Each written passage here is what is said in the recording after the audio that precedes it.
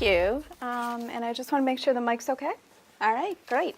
Thank you for inviting me to speak. I'm really pleased to be here. I always like to have the opportunity, as I always joke, to talk about sex, or sex education. We tend to talk, and our recent conversations in America have been about healthcare as a right. And I think this is something that we should be discussing in the United States. It's definitely front and center in our national conversations. And as part of this, I do think that we need to talk about sexual health in terms of a right as well for individuals and for communities. It's really crucial, obviously, for individuals to have good information which enables them to maintain their sexual health, but also to make choices about reproductive decisions that they're making as well. But it's also important for communities overall, too, as we'll see. So what I'm going to do today is I'm going to talk about the federal government's sex education program, all of the programs that have received federal funds. When we talk about sex education, we always tend to think of this as something really new and recent that emerged perhaps when we were teenagers. That was when sex education started. Or maybe it started in the 1960s. But the truth is the federal government has actually been involved in sex education for, it will be 100 years coming this January. So it's a 100-year-long campaign. What I think is really interesting is it's actually the oldest, longest-running public health campaign that the federal government has ever been involved in, which tells you that this is something that's really important for individuals and that Americans and politicians have seen this as really crucial to our nation as a whole. So I want to start to talk about why the federal government began to agitate for sex education. I mean, this has never been something that has been easily accepted by the American public. It's always been contentious. So why did the federal government jump into and begin to agitate for something that they knew was going to be fairly contentious? And I think we need to ask a couple questions about that. I said that the sex education campaign that the federal government started began in 1918, but if you know anything about the federal government, and I work for the federal government so I know this, we spend a lot of time studying and talking about something for years before we do it. So discussions about sex ed actually began in what we could call the Victorian era, the 19th century. So we have to ask this question of who were the Victorians? And how Victorian were the Victorians? And that's where I want to start by thinking about these two questions, sort of breaking down some big myths and ideas that we have about these groups. So we tend to think of the Victorians as middle class, white, living in a nice Victorian house somewhere. The truth was, of course, most Americans did not live in conditions like this. In the late 19th century, people often lived in tenement housing, shared housing with other families. Poverty was widespread. That's the bulk of America. So if we ask this question of who were the Victorians, it wasn't that nice middle-class family. It was, in many ways, the family itself was quite different from what we think of the family today. The family in the 19th century was often a work unit, not quite the nice unit that we think of as common or widespread today. And additionally, the big thing, Victorian, if you look it up in the dictionary, it's a word that immediately ties to being sexually repressed. We think this is a group that really, only had sex within marriage. And the truth is quite different. Victorian society, if we walked the streets of New York City or even Washington, D.C. in the late 19th century, the thing that would shock us the most probably would be the widespread nature of prostitutes that we would see. So like most sexually repressive societies, 19th century America had a high percentage or large number of women who often engaged in prostitution. They did this for a variety of complicated reasons. One of them, of course, is that women were paid less. They tended to work seasonal work. If you run out of work You need to do something to support yourself in the 5 months that the flower trade is not ongoing and you can't get a position. So women tended sometimes to fall into prostitution for this reason. Additionally, because of all these rigid rules about women's behavior, if you'd had a child out of wedlock, if you'd engaged in sex out of marriage, sometimes then you were just simply cast off. You are not someone who should be domestic. You are not someone who should be in certain work situations, so you'd find it very difficult to find a job. That might lead you into prostitution. In fact, some Victorians even felt that once a woman has fallen, you can never retrieve her back. And so even women who were not themselves engaging in prostitution but had engaged in sex out of marriage or had a child out of wedlock were often considered prostitutes and basically sort of cast out of a more respectable society. So I think these are some things that would shock us if we went back. It's not quite that idealistic world that we see when we tend to watch films or we tend to look at paintings or even photographs of the past. This is the reality. So if we ask that question of how Victorian were the Victorians, the answer, I think, is really not very Victorian. And this was a real concern to many people. For all that I said that the Victorians themselves weren't very Victorian, because it takes two to engage in prostitution. You may have a woman who is a prostitute, but you actually have someone who is actually buying her services, right? For all that this society talked a lot about sexual behavior, proper sexual behavior, there was a recognition that society was not what it should be. It's very similar to our discussions today, in which people talk about what we should be doing versus what the reality is. And one of the people who's most concerned and most vocal about this was an individual named Anthony Comstock. And Anthony Comstock was a New Yorker, and he believed that prostitution was a great evil, had some serious concerns about sex and sexual behavior outside of marriage. And so he led what became a purity crusade, and Anthony Comstock cast a long shadow over American history. Anthony Comstock's influence was to be felt right up until the 1960s. The things that he agitated for were in law until the 1960s. So I think he's always one of these people that no one knows who he is, and yet it shaped American history in an extraordinary way. So in 1873, Anthony Comstock, who actually wasn't a politician, but he was just a crusader out there,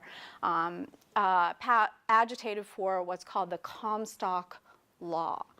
The Comstock Law basically said that any discussion or circulation of any sexually explicit information is forbidden. It's all about interstate commerce. And anything and everything, I'm married to a lawyer, anything and everything can fall into interstate commerce. That's how the federal government does everything. So if you mail something or the paper that something's printed on is mailed across a state border, you've got interstate commerce. So if you're printing something and somebody takes it from New York City and they get on a train and take it into Connecticut, you've got interstate commerce, the federal government can get involved. So Comstock said basically any sexual explicit material should be forbidden. Okay? That means pornography, but it also means information about sexual behavior, sexual health, sexually transmitted diseases, pregnancy, preventing pregnancy, abortion. All of these things fall under the Comstock Law. All of these things basically are forbidden. You can be prosecuted under the Comstock Law. If I give you information about sex education, I can be prosecuted under the Comstock Law. So this forbids doctors as well from talking to their patients candidly. And this law basically is in force until the 1960s. So people break it all the time, as we'll see. So in 1885, a religious organization, which was also concerned about sexual behavior, takes up this idea about sex education. The YMCA, we think of it as a great place to go swimming. In the 19th century, it was a white, male, Protestant, evangelical organization. This is the root of sex education in the United States, the YMCA. White, male, Protestant, evangelical. That's where our sex education comes from. And that's going to cast, as you'll see, a shadow on this. In 1914, a whole bunch of different groups gathered together, including the YMCA and a bunch of other smaller organizations, to create what they called the American Social Hygiene Association. And they said, we're going to talk candidly about sex, sexually transmitted diseases, which are ubiquitous, they said, in American society. And we're going to talk really candidly about sex, but you can see how candid they were going to be because they couldn't even use the word sex. Social hygiene was the code word. And there were a lot of concerns with people who were involved in ASHA, and it's actually still around today, but now it's called the American Sexual Health Association. A lot of people were concerned about, are we going to wind up breaking the law? ASHA said, it's time, though, for us to take this on, and we need to figure out about how people learn about sex, where they learn about it, and how we can better educate them. Who was their focus? White, male, boys, not girls. Okay, so they did a study to ask the question of how do Americans learn about sex on the playground. Still a place where Americans learn about sex. In the movie theater, and through carnivals and medical shows. So some of the same places that we learn about it today, not carnivals and medical shows. Medical shows were things where quacks would come into town. They set up a little local business and they say, I can cure you of any disease, including syphilis and gonorrhea. You want to know some information about syphilis and gonorrhea? Here, I got a pamphlet for you. So these people were always acting under the sort of shadow of the Comstock Law. But as I said, people frequently broke this law. So ASHA learns that people learn about sex not from what they consider healthy sources or good sources. They also discover that the average American boy, they're not interested in the average American girl, but the average American boy knows all the facts of life at the age of 9. So he says it's too late. By 9 they know. At the same time, ASHA was asking this question, America was changing dramatically. 1880, 1924, massive influx of immigrants. Same conversation that America's having today, people were having in 1880, 1924. These immigrants are coming in, they're dirty, they're diseased, they're violent, they are sexually immoral, they're bringing their horrible customs with them, they are a danger to the American population at large. One of the few things that can keep you out as an immigrant, the Public Health Service does tests, medical tests, before you enter into the United States. If you have syphilis or gonorrhea, you cannot enter the United States. So that is one of the few diseases that keep you out of the United States during this period, because it's considered untreatable during this period. There were actually ways that you could treat syphilis or gonorrhea, but it was quite difficult to do this. So there's a lot of concern about protecting the white, native-born population in the United States, and concerns that immigrants were changing the culture. At the same time that there was this absolute fear about immigrants, the culture was already beginning to change. We tend to think of the 1960s as the sexual revolution, and people always talk about the 1960s as though it's the only time we've ever had a sexual revolution. America has undergone multiple sexual revolutions at different times. Sometimes sexual revolutions make us more open and have different, more open attitudes about sexual behavior. Sometimes they lead us to have less open attitudes about sexual behavior. The 19th century actually witnessed conservative sexual revolutions, which changed 18th century views, which had been more open about sex and sexuality. So in the 1920s, was a major sexual revolution. It's not really a revolution in sexual behavior. People have always had sex. What changes is people's attitudes toward having sex. And that's what happened in the 1920s. And this was a change that was primarily rooted in white middle-class girls. And this was why people were so concerned. How do we protect these nice white middle-class girls? Suddenly they're saying, I don't want a chaperone. I'm not going to wear a corset. I'm not going to go and do these engage in this kind of structured behavior that you're telling me to, that my older sister had to adhere to. So in 1920s, young women are casting off their chaperones. They're going out to parties where they engage in what's called petting. That's the big word in the 1920s. It's as widespread as the word hookup is today. Petting is hookups for them. So there's a lot of concern about white middle-class girls. These are girls we need to protect, the federal government feels, as they move into the 20s, and worries about keeping these girls pure.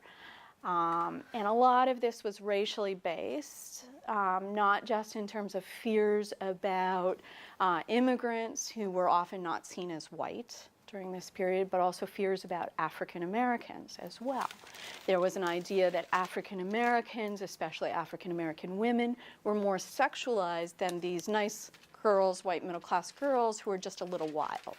But there was an idea that African American girls were luring white men into relationships before marriage and then infecting them with syphilis or gonorrhea. They then marry that nice middle-class white girl. She becomes infected with syphilis or gonorrhea. So in many ways, what is shocking the people is the federal government's push for sex education in the early 20th century was most popular in the American South, where racism was most widespread and where there were fears about the African American population, which was larger in the South. So you can see how racial concerns are shaping the government's push for sex education. We're already seeing that religion is playing a factor because the YMCA is really setting the tone for a lot of these discussions, but we're also seeing that the public health service, which is totally occupied and totally dominated by white male physicians, is actually being shaped. What their concerns are and how they're going to approach sex education are all shaped by their own concerns about race, gender, class as well. So the Surgeon General at this time begins to speak about the urgent need for sex education. So he goes out and publicly says this. Of course, he doesn't use the word sex education because no one's going to use it during this period. He says social hygiene, but everybody knows what that means. World War I really pushed all of these matters to the fore, but again, it shows us sort of this uneven way that people think about who deserves to have sex education, who deserves to have information about sexually transmitted diseases. So when troops and draftees lined up to be recruited for World War I, this is the first time that they undergo massive medical testing. And it's a big shock to the public health service and the American people at large because they discover that the American men who are being recruited are actually not very healthy at all. They suffer multiple problems ranging from consumption, tuberculosis, to eye strain issues, to other kinds of disabilities which may prevent them from serving. But one of the biggest things they discover is high rates of venereal disease. And again, as I said, it's very, very difficult to cure venereal disease at this time. You can cure it if you undergo multiple injections of salvarsan, which is arsenic. It's a multi-month process, very, very expensive. And most people don't actually follow through the entire process. So cures for venereal disease during this period were very uncommon. It's not a simple cure. And there's a lot of misinformation about this. So now, all of a sudden, sex education, keeping people healthy, preventing sexually transmitted diseases, it's actually a defense issue. How is the United States going to create a military of fighting fit men if venereal disease is so widespread? So now the government steps in they actually begin to put money toward a sex education program. As we all know, the United States was actually only involved in in World War I for about 17 months. So this is really just a starting point for them. It takes a little time for them to get up to speed, and then the war's over. But again, you can see some of the elements of what's happening with the sex education campaign. Focus still on men. Okay, don't worry about the woman at home. Just worry about the soldier. So sex education is right for men. We're not so sure about women. After World War I, the Public Health Service, which is today, the Public Health Service is the organizations like CDC, NIH, all of its little groups are better known than the Public Health Service. But the Public Health Service began to agitate for funding for sex education. And they partnered with the YMCA because they said the one organization out there that has great knowledge about sex education is the YMCA. They've been doing this the longest in the United States. The person that they hired and brought on was actually an immigrant himself, but he was from a good country. He was from Northern Europe, a guy named J.A. Van Dis, who was from what is Belgium. And he actually, if you read his documents, he was always agitating that this is an opportunity for us to use and to get a Christian message about sex and sexual behavior into the federal government's campaign. It's not overt, but it is definitely there. It's definitely shaped by sort of white Protestant Christian ideals, the campaign that they develop. They call this a people's war, but this is still a war that is very focused on white males and the native-born and protecting the native-born population. The campaign that they developed was, as I said, it was originally focused on sort of white males, but they ultimately thought we need to actually broaden this a little bit. So we may need to bring this to people who actually are working, not just high schools. Very few people, less than 50% of American boys went to high schools in 1920. Most of them were in the workforce. So they ultimately came to realize during the 1920s we need to bring this into the workplace, this campaign. They pitched the campaign at boys who are about 14 to 18. Of course, the big problem is 9-year-olds know all the facts of life at this point. So there's nothing new. In fact, when you read what they comment and what they write about the campaign, all of these boys said, you know, this would be great for my little brother. That was actually a common theme in the comments. And you can see in many ways some of the ways in which these campaigns still, you know, replicate or reproduce ideas that tend to be racist, anti-Semitic. There was an idea that Jews in particular were heavily involved in prostitution, the white slave trade. They lured white Christian women into becoming prostitutes. And so some of the caricatures actually replicate or reproduce somewhat anti-Semitic caricatures here. Still, it was a campaign designed to address what were feared to be wide rates of disease among the American population. So if you look at the sort of campaign that the government was developing, they were developing a campaign that was not really pitched at the people who needed to learn about sex ed, which was younger children. In fact, the U.S. government actually said in 1924, children at the age of 4 should begin to learn about sex education.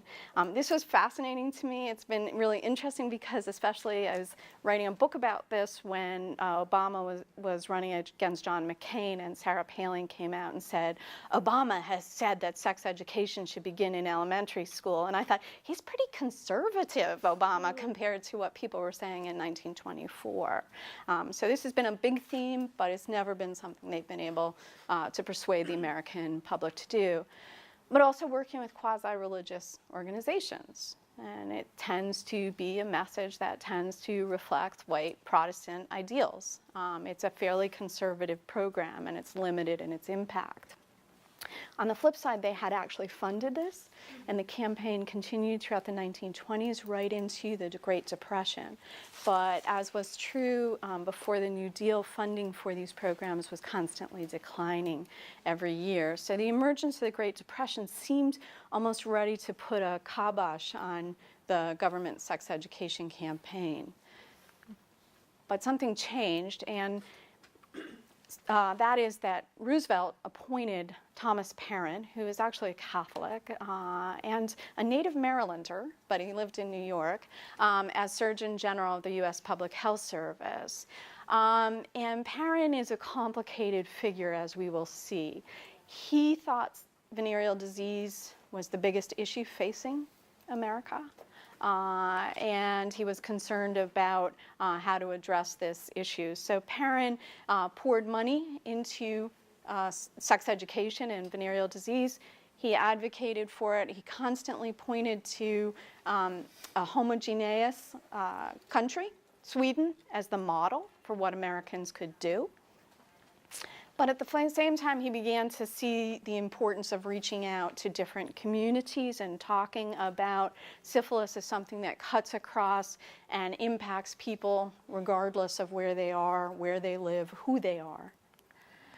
On the flip side, at the same time that the United States Public Health Service was agitating for improved sex education, they had also begun to embark on what is the most notorious in the United States medical experimentation event ever.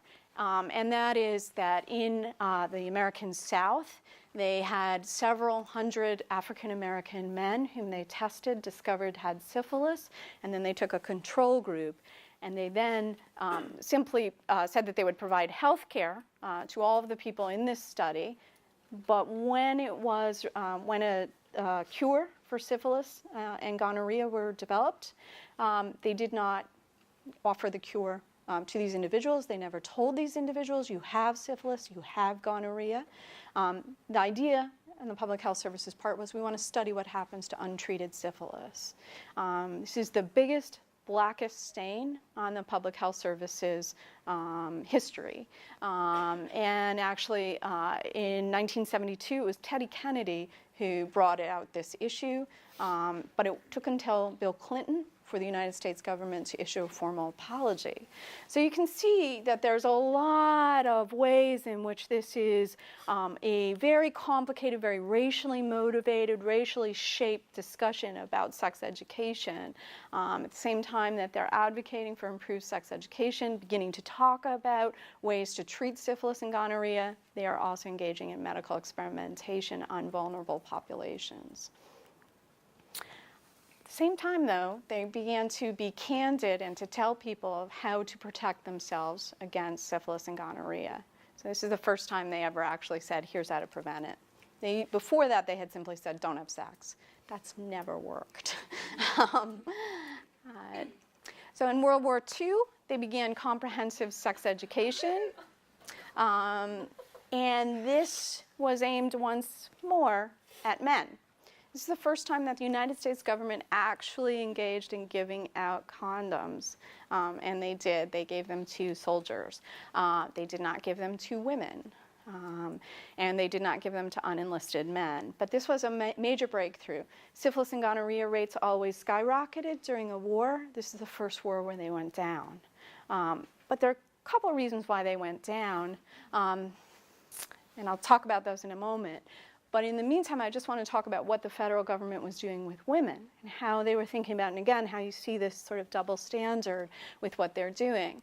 They passed the May Act in 1941. They were always concerned that prostitutes, good time girls, as they called them, patriotutes, they said women who will engage in sex for a soldier before he goes abroad, were spreading venereal disease. So any woman who is suspected of prostitution in near training camp or near military base can then be arrested and put into a camp where she will be forcibly treated with salvarsan to cure her.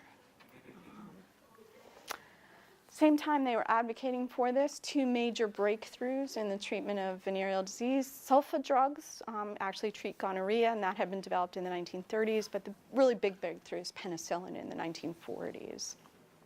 And this, of course, is not what's offered to people engaged in the Tuskegee syphilis experiment. In the wake of World War II, things began to change. And again, we'll see how race and class and gender really tend to shape what happens to sex ed in the wake of the World War II and into the Cold War period. A baby boom occurred, as we all know, after World War II. We tend to talk about teenage pregnancy. We all think this is a new phenomenon. The year that had the highest rates of teenage pregnancy in the 20th century was 1957. So in 1957, what happened was many women did become pregnant and married. At the age of 18, 17, 18, 19. But there was also a push in the federal government, and it had a lot of incentives for people to marry young, including even mortgage rates and all sorts of things that really were trying to push people into families. So the baby boom occurred not because people had tons of babies, but rather because Americans all wound up having children basically at the same time. It was actually a small generation, but they all had their children at the same time. If you think about how people have children, you probably know, and if you talk to other people, you see that sometimes women have children at 24, sometimes 38, sometimes 42. So, you know, even in a generation, you see an incredible sway. And this is not what happened during the baby boom. Basically, all women had children pretty much at the same time. And they only had 3 children. So baby boom created with only 3 children, whereas we had the Victorians with their huge families. What begins to happen is that you also begin to see a worrying increase in sexually transmitted diseases and a rise in the number of illegitimate births. That's especially among women in the ages of 20 to 24. And now the federal government begins to talk about not just educating people about sexually transmitted diseases, but actually about reproduction. So information about contraception, and contraception, again, long, long history. We can go back to ancient times and find ways that people use contraception. But now the federal government says, okay, health is actually tied to size of a family, whether a woman has a wanted child. These things are crucial to Americans' lives, their health care, and the health of the family as well. What had changed? Because the Comstock Law was still in place during this period. So doctors couldn't tell their patients, let me tell you about condoms and how they work, or let me tell you about diaphragms and how they work. This was a secret and underground information. I was intrigued. I was in Albany, where I'm from, a couple weeks ago, and my mother was driving me, and she pointed to a doctor's office, and she said, that's the doctor's office that in the 1950s and 60s, if you knew, that's the doctor that told you about birth control. But you had to be middle class to know this, and my mom hadn't come from that background, so she said, I only discovered this after I married your dad. It was a secret. I discovered all these other women knew. So there were very few physicians who would be candid about contraception because they were very worried about being prosecuted. So now, under the Comstock laws. So there were a series of court cases in the 1960s. We talk about Roe v. Wade. We talk about privacy. These all come out of the pushback against the Comstock laws. So there were a series of court cases that actually led to Roe v. Wade and began to set these precedents to enable people to talk about contraception. And this is when the government began to talk about it. And to see this as central, it's a central right to be able to have this knowledge.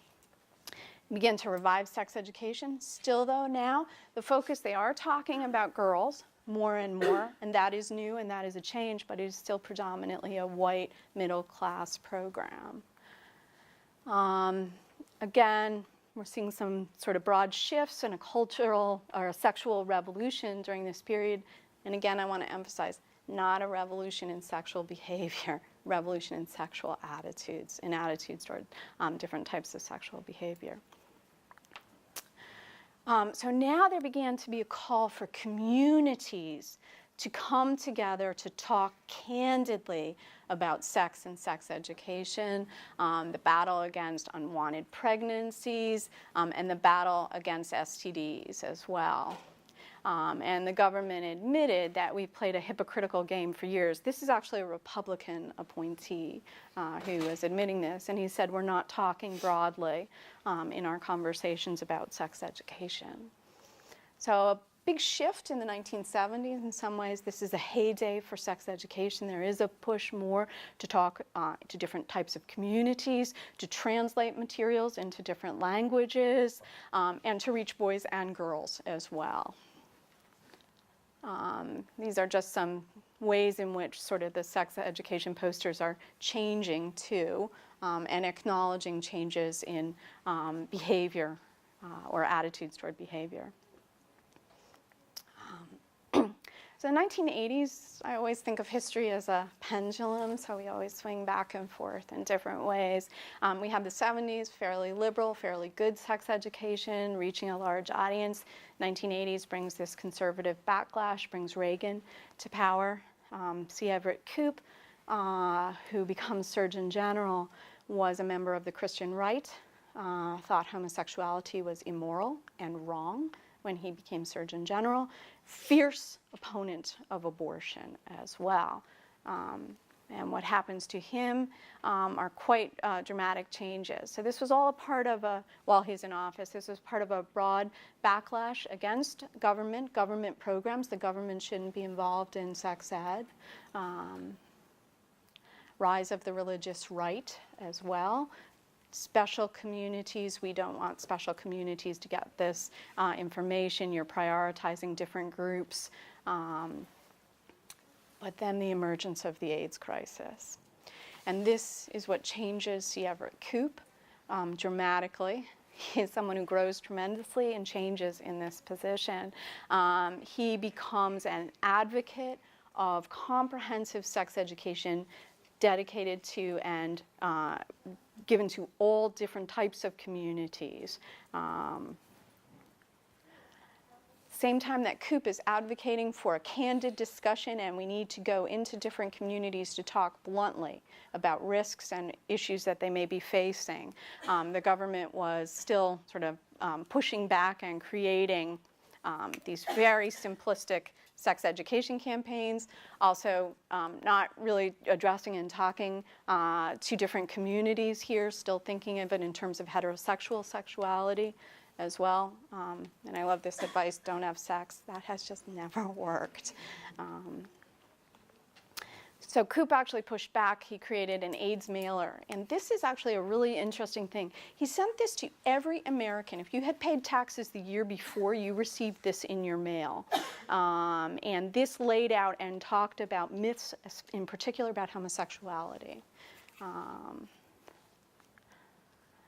It also talked about myths about race and AIDS as well. Of course, it was highly, highly controversial because it was so explicit and so blunt in many ways. Koop struggled a lot with this. You know, when he was thinking about how can I best reach different communities and speak to them, he thought about should I use slang words? Should I use scientific words? What should I do? He ultimately came down on the side of scientific words, but he spent a lot of time actually consulting with different communities, which was kind of new on the part of the Public Health Service. Of course, there's a tremendous backlash against the report and against Koop, and many of these individuals remained players fairly recently. I'm sure you've all heard of Phyllis Schlafly, who I think died this year. So tremendous backlash saying that Koop was advocating for homosexuality, immorality, and these are some of the issues that sex education has always faced in the United States. At the same time, though, Yeah, at the same time that they were pushing and advocating for abstinence, there were concerns about resurgence in many ways of an abstinence-only program. I said in 1930s, the federal government has started to be candid about how to protect yourself and how to even prevent an unwanted pregnancy. But the 90s and into the early 2000s really saw this tremendous backlash, an idea that you don't want to, or you shouldn't be marketing or talking to specific communities in this way. The thing about sex ed, though, is that there's never a one-size-fits-all. We are an extraordinarily diverse population. This is why all of these comparisons that the Public Health Service loved to do to Scandinavia, where they had such great liberal attitudes towards sex and sexuality, and they had done such a great job of controlling sexually transmitted diseases, were somewhat problematic. The Public Health Service actually needed to really develop multiple types of messages for multiple different groups, and they needed to engage more directly with communities, but this was something that has not always been as popular among the general public as it should be. And so the Public Health Service has always had to push back against this. And what happens if you look at sort of this 100-year history is you'll always see that there will be a rising tide of issues, whether they are a rise in sexually transmitted diseases, a rise in unwanted pregnancies, and then suddenly we start to deal with it. Rates go down, people become complacent, there's a lot of discussion about we don't want to have these types of programs, and I don't like that it's targeted to this specific community, which isn't my community, and my tax dollars are paying for that, and then you slack off the funding, you go back to the rise, and then back down again. So this has been, I think, to me as a historian, the most interesting and provocative aspect of that, as well as the difficulty that the Public Health Service has had in selling this idea about diverse communities and different messages for different groups. They've actually tried to do this a little bit in the beginning, but the fact, they originally said when they developed their first campaign, let's translate it into multiple foreign languages because we have an immigrant population. However, I have never been able, in years of searching and years of talking to other historians, been able to find this kind of document in a different language, which tells me that it was probably not something that they ever actually did. It was simply something they discussed.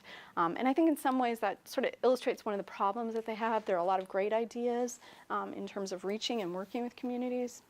They aren't always able to put them into place. So I'm happy to answer any questions.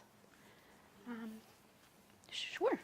What year, the Surgeon General in the 80s, what year did he send out the little booklet? It was in 1986, I believe 1986 or 1987. Yeah. Mm-hmm. The really provocative thing about this is when I started researching this, I asked a ton of people, do you remember? Like people who were taxpayers in 1980s, early 1980s. I said, do you remember receiving this AIDS mailer? Because all of the Public Health Service folks that I talked to said this was the most amazing, the greatest, the smartest thing we've ever done. I've never met a regular citizen who remembers receiving it. I mean, they had actually train cars with this mailer. So, who knows? People didn't really have paper shredders then, but I'm sure it just went, just some junk mail from the Public Health Service. Although there was a lot of publicity around it, so. Yeah. I was just curious, the billboard on penicillin preventing gonorrhea, did it strategically not mention syphilis because the clinical trials were happening in Tuskegee at the time? No. The thing about Tuskegee is it's really complicated. I mean, Peron knew about it. It wasn't a secret. It was an open thing. But in terms of, not mentioning syphilis because of that, no. And I'm pretty sure that's actually something in New York. Yeah. And they weren't trying to hide this. They simply didn't tell people. It's like you go to your physician and your physician doesn't tell you have cancer. Right. Or you're pregnant. But they weren't telling you don't do a pregnancy test. So people believed they were receiving health care, just as you. Right. Yeah. Mm-hmm. Yeah. I work with a group called Teen Health Mississippi, and a group called Teen Health Mississippi, and we get the federal funds to do sex ed in rural parts of Mississippi, and we're having a really hard time getting folks to get on board with long-term and sort of contraceptives like IUDs, and they keep citing Tuskegee to us even today. Yes, Last month, the school district just said, how do we know we can trust any of this? exactly. This And has so it's been, yeah. yeah, it was just extraordinarily destructive on multiple levels, not just for the individuals involved in it, but for the legacy of distrust that this has left, in particular among the African American community, but I've also seen it among other communities as well. And when I was the historian for the Public Health Service, several people told me that going out and working with the Indian Health Service, people knew about Tuskegee and felt like we are equally vulnerable. What are you doing? And the Indian Health Service actually, some tribes, it's very inconsistent, but some tribes actually have more control over physicians, and there's still a lot of distrust and suspicion. So the legacy of that has just, it's been devastating on a personal level, community level, and for the future, what it means. Yeah. And a public apology did nothing. I mean, it might sorry to be, but it really didn't do anything or change anything. Yeah. So,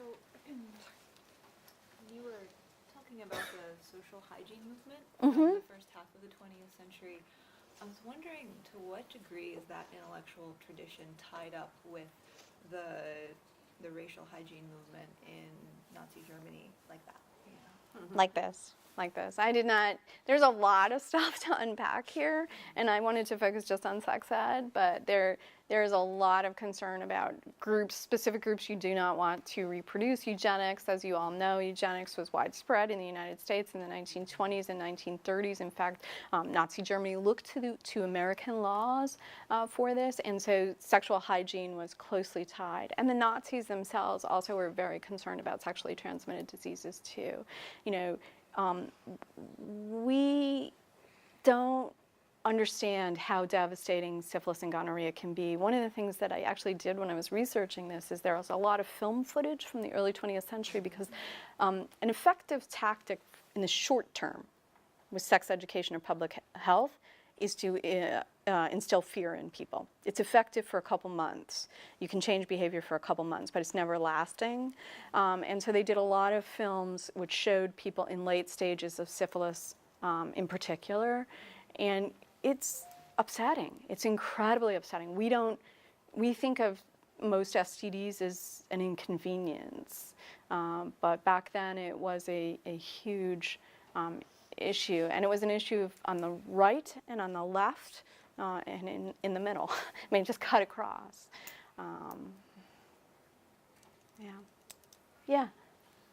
So I know you talked a little bit about. I'm sorry, I'm actually slightly deaf, so can I just ask everyone to speak up? Thanks. So you talked a little bit about the abstinence-only programs and how they're still around today. I know, and like they've been proven to be pretty ineffective in most places.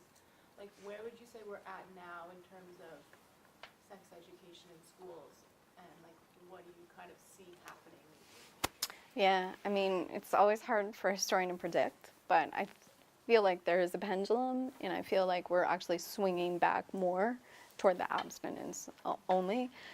It's an interesting thing to think about the current conversations that we're having about sexual harassment. Will that lead to some changes, despite what governments or school programs are willing to do? Will that change something? It could, actually. It could be that pendulum begins to swing back. I don't know. But right now, in terms of federal funding, I definitely see there is much more support for abstinence only. The irony I always feel is that if you told more Republicans or folks on the right that actually this began as a religious Christian movement, it it would be very provocative, the conversation, to say for a long time this was tied actually to churches. In fact, in the early 20th century, ministers would get up. They had what was called Social Hygiene Sunday. So every second Sunday, I know, Social Hygiene Sunday. I can just imagine going to church. What is this? But you go every second Sunday in February, the ministers were to talk about sex education. So very different. I mean, I don't think people know their own history. It's always frustrating to me as a historian. Yeah. I wanted to ask about this issue of changing hearts and minds. The story of C. Everett Koop is actually quite striking in that regard. Yeah. And so I'm curious whether you think that's anomalous or if what the potential there. Fascinating. And I also just want to say, I want to make sure to I'm working on a project about sex ed in Mississippi. Oh, so. great, let's talk. Say that, just don't run away. Yeah. My name's Rachel Robinson. I'm a professor in SIS. Okay, great. Yeah, what's interesting about Koop is actually it's fascinating. He doesn't see himself as having changed. That's the amazing part. Because of the abstinence, like. He said, I was always a scientist who happened to be a Christian. But he's promoting fidelity. I'm sorry? But he's promoting abstinence, right? So. He came to say, he did not promote abstinence. He came to say, the best way to prevent a sexually transmitted disease is abstinence, which is factually true. However, if you are not going to be abstinent, here's what you need to do. And no one could ever have seen this when he was being vetted to be Surgeon General. I often wonder, he says, I never changed. But I often wonder if during those hearings, before the AIDS crisis broke, if someone had said to him, do you agree with this statement, what would he have said? But his own view was, I never changed. I've always been a scientist who happens to be a Christian. However, I think that if you look at what he was saying, it's not true. And in terms of change, do I think he is an anomaly? Not as much of an anomaly as we think. He's the most high-profile anomaly, although I'm kind of curious, especially, I mean, when I was writing this book, I was working for the Public Health Service, and I had a colleague who was in her early 20s, and this was in like 2008, and I asked her if she'd ever heard of C. Everett Koop, and she hadn't. I'm curious, how many of you guys under the age of like 30 have heard of C. Everett Koop? Okay, so yeah, whereas he was the second most identifiable American after the president during the 1980s. So really interesting, very high profile during the time, very high profile, I would argue shift, he would not. But I think that these shifts have occurred. We can point to them in different places, just not as high profile. It's not super, super common. It's not totally uncommon, though. Yeah. Hi, so I'm from Kazakhstan, and I'm doing research on sexuality education, and we don't have sex education in schools yet. What do you think, when do we start to teach kids, like at what age, and is it better to have separate groups, like boys and girls, because there are some sensitive issues, and what is the role of parents in this? Yeah, it's a lot of really, wow, huge questions. Yeah, and I'll answer them as a historian, not as a sex educator or sociologist. So in the U.S., the big issue and the big struggle has always been because our schools are locally controlled. The federal government cannot impose and tell schools what to do. So even when they created this program for schools, individual schools would, it was a slides or placards. You could do lantern slides or placards. Individual schools would sometimes pull different slides, put up different things of their own. So there was a lot of their own manipulating this information, and that's been really common and widespread. And sex education varies from not just state to state in the U.S., but school district to school district. So I think, in other countries, I mean, it was interesting. I published an article about this in a British journal, and I had just written it as though for an American audience, where we all understand that our school districts are really kind of weird in this way. And the British person kept writing back and saying to me, but why was the federal government never telling the schools what to do? And so I was like, I had to then go and write and say this entire paragraph. American schools are. So we have a struggle with this issue because we have wild inconsistencies in schools. And in terms of when kids should learn, I mean, I think that the data that the Public Health Service has uncovered for 100 years indicates that you start talking about this topic relatively early. You know, I mean, as I said, they were advocating for. I remember I told my brother this at the time that my nephew was 4, and my brother kind of went white. I'm not ready for that. But I do think that, you know, they had information about sort of, you know, gentle ways that you can begin to have this conversation, and it's an ongoing conversation. It's not one conversation. And so I think that the Public Health Service has proven that, but they've had a struggle to push this idea in the United States. In terms of sexually segregating, traditionally that's the way they've done it in the U.S. I think there are issues with sexually segregating. On the flip side, I also think that it has value, in particular for girls, because we always tie discussions about menarche and menstruation to that. And I think for girls, there are a lot of questions that they may want to ask. You know, maybe if we split it, talked and thought more about different things. And it is a mix in the United States. I remember having sexually segregated sex ed myself, but I also remember biology classes, which were pretty explicit, and they were in health classes, and they were mixed as well. So I don't know if there's a right answer to that, but in the U.S., we've experimented with it all. Never really found the right way. Yeah. This question's probably a little harder to answer because, as you said, most sex education programs in schools are controlled by the local school districts and not by an overarching body. But how would you say the HIV and AIDS crisis was communicated to school children, I guess, during the 90s and maybe perhaps during the 2000s as well? Yeah. I mean, I think what's happened with the HIV/AIDS crisis, first of all, it shifted the conversation. It made the United States, whether they liked it or not, Coop ultimately pushed them to be more candid, to be more assertive, to put funding toward this. And so I think in the 90s, because the crisis was front and center, and it was I use the word crisis specifically, it was a very real crisis.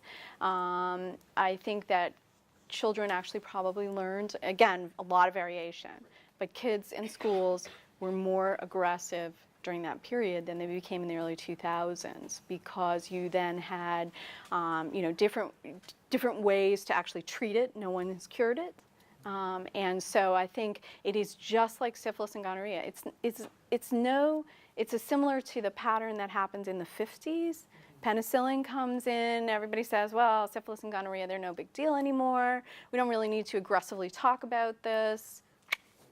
Spike in this. So I think that that's pretty much what happened. But again, a tremendous amount of variation across the country. Yeah. Could you talk about the ways that sex ed was different when schools were segregated? Yes, actually. So definitely in the American South, it was very interesting in the 20s and 30s that the federal government was pushing to have these programs, and state governments were in the South were very accepting of these programs and pushing them very aggressively in African American schools. I would argue that they were pushing them more there. In fact, actually, I did see some evidence, like what happened was the Public Health Service basically said, here's this program, you can write away for it, and we will also, if you want, we'll bring some lecturers to your school, local lecturers. And Southern politicians were agitating for bringing sex education into African American schools, less so white schools. I did see that discrepancy, and it all had to do with all these incredibly racist fears that they had. It's also interesting because this period when the sex ed starts is also a period when school nurses start to become common as well. And there too, there's absolute segregation. And ironically, before school nurses became common in the very early part of the 20th century, white nurses served in African American schools. And I have found one instance of an African American nurse serving a white population. But once school nurses become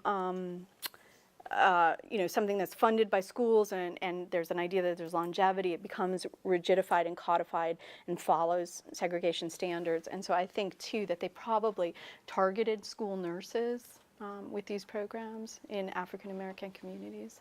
Yeah. It's really interesting. Yeah. After your Coop comment, question, I was wondering how many people here have heard of Joycelyn Elders? Joycelyn Elders, yeah. Joycelyn Elders, anybody? So Joycelyn Elders was also like Coop. So Coop, people agitated on the right to get Coop fired. Joycelyn Elders, the right, actually got her fired. So Joycelyn Elders was also a Surgeon General, African-American woman, became Surgeon General of the Public Health Service. Not the first woman Surgeon General. The first woman Surgeon General was actually Antonia Novella, who was Latino. But Joycelyn Elders on World AIDS Day, and no one knows what she said. There is no recording, actually. She herself said, I'm not really sure what I said. But someone asked her, how should we think about sex education, especially in terms of AIDS? And she said, I think we need to broaden it to include a discussion about masturbation as a part of healthy sexuality. Boom. Within a week, she was fired. Yeah. It was under Clinton. Yeah, and this, and she'd actually served under him as in the Arkansas Department of Public Health. She had overseen it for the state. And he did try to be loyal to her, but it became very clear that this was a huge issue. And I think it was one of the most unfortunate things, because it means that the next Surgeon General that you bring in is very afraid to talk candidly. And this has been one of the big issues as well. Yeah. So. Maybe one more question. Sure. You talked about how originally it was like Christian churches, they had days where they talked about sex education. Was there like any specific point in time where that kind of shifted? Because there are many Christians today who don't want to have that conversation. Do you know if there's a specific point, or was it just an overtime change? It's a slow, gradual change, but I would argue it really changes after World War II. World War II is a big disruptor in America for multiple reasons, and one is simply that people move actually on a massive scale. And so I think churches and local communities change as a result. You're not going to the church that you grew up in and that your grandparents went to too. And so ministers and communities and parishes aren't as close as they had been. And I think it was, to some degree, that closeness that may have allowed for a more candid discussion about a topic that we in America, for better or for worse, see as taboo. It's scary to talk about sex ed in different places. And I think you need to have a community you can trust. And so I think in the 40s and 50s, that may be one of the reasons why it shifts. And also, it's interesting to think about. It's really a provocative question for me. The 40s and 50s, the government also sort of loosens its ties to these church groups. They were pretty strong, definitely in the teens, definitely in the 20s, and into the 30s. But, in the 40s and 50s, I'm not finding evidence of them. In fact, actually, the Public Health Service has changed. They don't reach out to ministers. They reach out actually to more civic organizations. And they have parades about social hygiene. With blimps and everything. Yeah.